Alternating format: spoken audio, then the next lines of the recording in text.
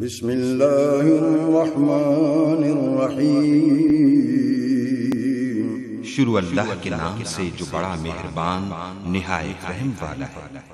لقد أنزلنا إليكم كتابا فيه ذكركم أفلا تعقلون۔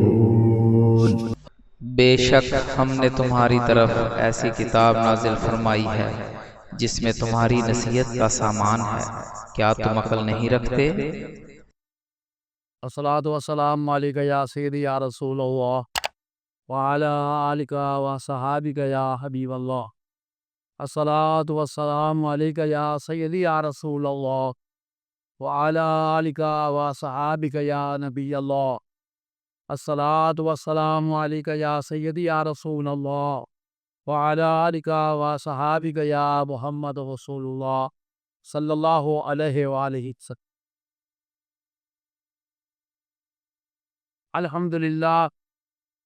الحمدللہ الذی ہدانا لہذا وما كنا لنهتدی لولا ان ہدانا اللہ واشہد ان لا الہ الا اللہ وحدہ لا شریک لہ واشہد ان محمدا عبدہ ورسولہ۔ اعوذ باللہ من الشیطان الرجیم، بسم اللہ الرحمن الرحیم۔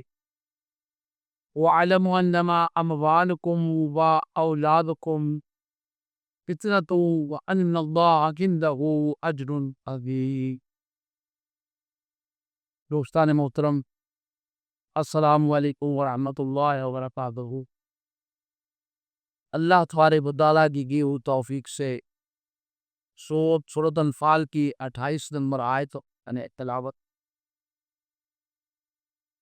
دوستان محترم، اللہ تبارک و تعالیٰ نے انسان کو اس دنیا میں بھیجا، پھر اللہ بھیجنے کے بعد اس کی آزمائش کر،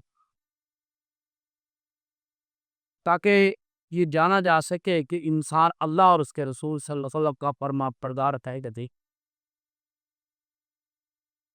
میرے دوستو، جو میں نے یہ لفظ ادا کیے کہ تاکہ جانا جا سکے، اب یہ اللہ کے لیے لفظ استعمال نہیں ہو سکتا، کیونکہ اللہ تبارک و تعالیٰ انسان کا جو سانس ہے اس کے اندر جو وہ اس نے سوچنا ہے، اللہ اس سے بھی واقف۔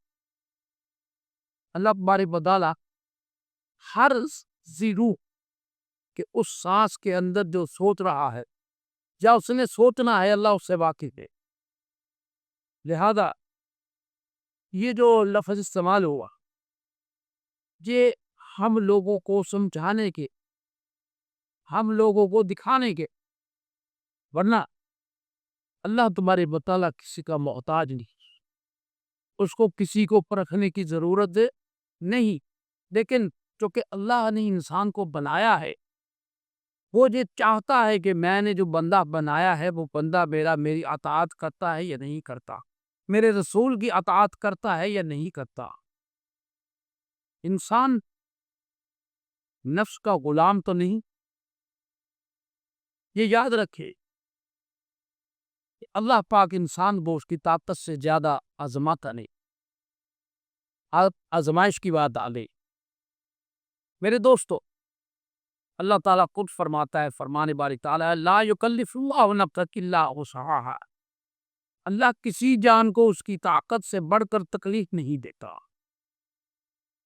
دوستان محترم، آزمائش ہر ایک کی ہو، ہر بندے، ہر انسان کی ہو، خواہ وہ فقیر ہے، بادشاہ ہے، غلام ہے، اعلیٰ ہے، ادنا ہے، ہر کی اس کے مقام کے مطابق آزمائش کا اللہ نے ضرور کرتی ہے، کیونکہ وہ خود کہہ رہا ہے کہ میں آزمائش کروں گا۔ کیسے کروں گا؟ اللہ انسان کو مال دیتا ہے، اولاد دیتا ہے، یہ بھی آزمائش ہے۔ مثال کے طور پر کسی کو مال دیا، وہ مالدار ہو گیا، اب جب وہ مالدار ہو گیا تو وہ اپنے آپ میں نہ رہا، اس کے پاس کوئی سوال ہی آتا ہے تو اس کو جھڑک دیتا ہے، اس کو دور کر دیتا ہے۔ اس وقت اللہ کہتا ہے کہ اے میرے بندے، تو نے میری اطاعت نہیں، میرے رسول کی اطاعت. کیوں کہ میرا رسول تو ایسا نہیں کرتا. میرے رسول نے میرا پیغام تم کو اس طرح نہیں پہنچایا جس طرح تم کر رہے ہو. دوستان محترم، اسی طرح اللہ اولاد دے کر آزماتا ہے.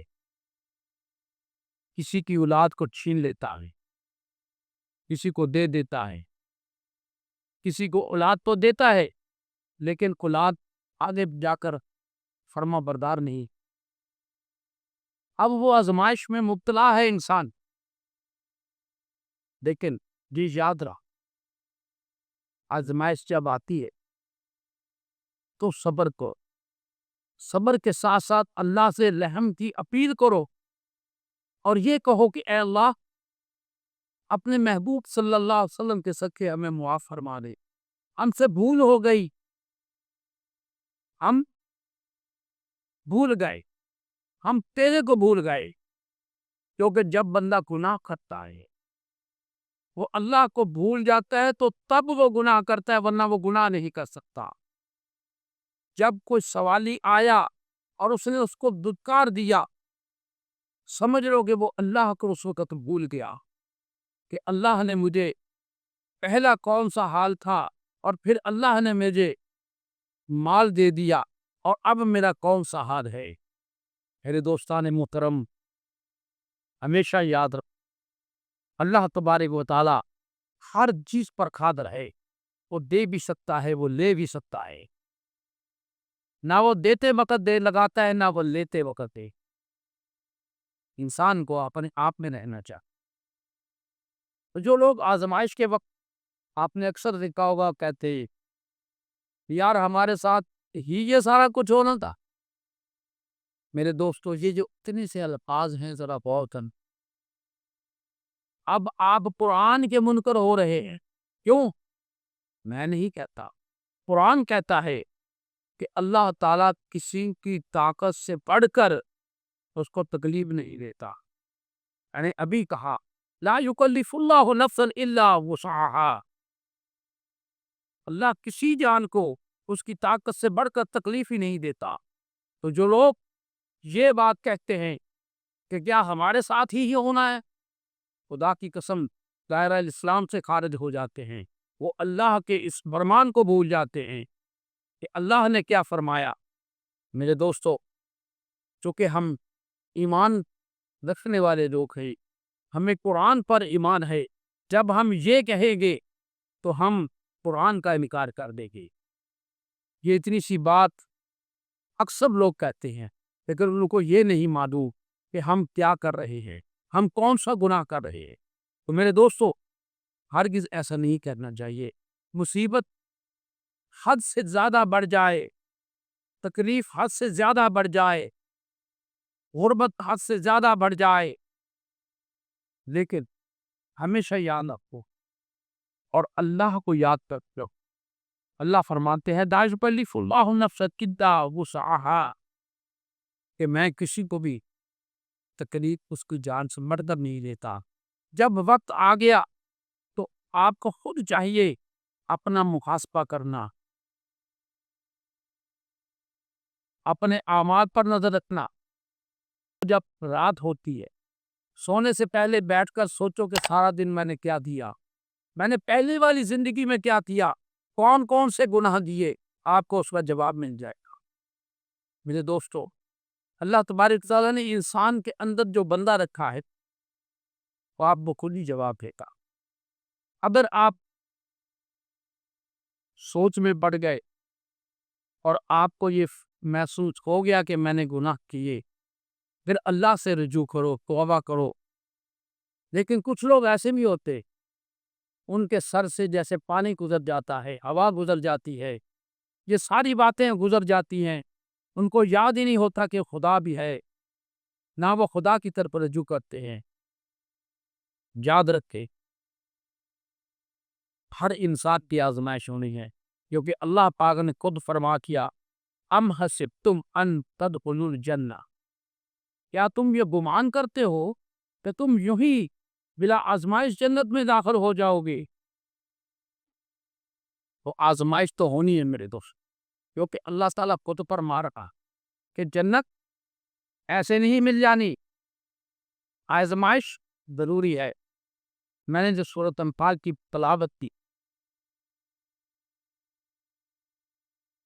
اس میں اللہ پاک نے فرمایا وَعَلَمُوا أَنَّمَا أَمْوَالُكُمْ وَلَا أَوْلَادُكُمْ، اس کا مطلب یہ ہے وہ انسان کو مال اور اولاد سے آزمائے گا، اور یہ کٹھن آزمائش ہے۔ یہ الفاظ آخر پہ جو ہے نا فتنہ، اس کی وضاحت وہ کعب بن عیاض رضی اللہ تعالیٰ عنہ سے روایت ہے، وہ کہتے ہیں میں نے رسول اللہ صلی اللہ علیہ وسلم سے سنا، آپ فرما رہے تھے اِنَّ لِكُلِّ أُمَّةٍ فتنہ، اِنَّ لِكُلِّ أُمَّةٍ فتنہ وَفِتْنَةُ أُمَّةٍ ما۔ اب اللہ کے نبی صلی اللہ علیہ وسلم فرماتے ہیں کہ بے شک ہر امت کا کوئی فتنہ ہوتا ہے، ہر امت جو پہلے امتیں گزر چکی ان میں بھی ایک نہ ایک فتنہ ہوتا تھا۔ فتنہ وہ چیزیں ہیں جن میں انسان وہ آزمایا اور پرکھا جاتا ہے، اور میری امت کا فتنہ مال ہے، تو پتہ چلا مال آزمائش ہے، اللہ پاک دے کے آزماتا ہے، چھین کے بھی آزماتا ہے۔ ایسا اس لیے ہے کیونکہ مال کے ساتھ ساتھ انسان مشغول ہو جاتا ہے اور نمازیں پڑھنے کی چھوڑ دے، وہ کہتا ٹائم نہیں ہے جی ہمارے پاس، ہمارا کاروبار خراب ہو رہا ہے۔ اب وہ جب اس طرح کرے گا وہ انسان اللہ اور اس کی رسول صلی اللہ علیہ وسلم کی اطاعت سے غافل ہو جائے گا۔ اس کا مطلب یہ ہے کہ اس نے اللہ اور اس کے رسول کو بھلا دیا، اس نے آخرت کو بھلا دیا۔ میرے دوستان محترم، اللہ تبارک و تعالیٰ مال دیتا ہے تو چھین بھی لیتا ہے، اگر اولاد دیتا ہے تب بھی چھین لیتا ہے۔ یہ اس بندے کی آزمائش ہوئی۔ بندہ اس دنیا میں تو آیا، وہ اس لیے نہیں آیا کہ یہاں پر وہ عیش و عشرت کر، نہیں،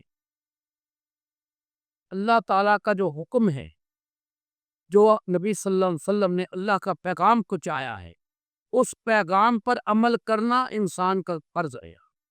اگر وہ عمل نہیں کرتا تو وہ سمجھ لو کہ نفس کا غلام بس، وہ اللہ کی طرف رجوع نہ کرنے والا ہے۔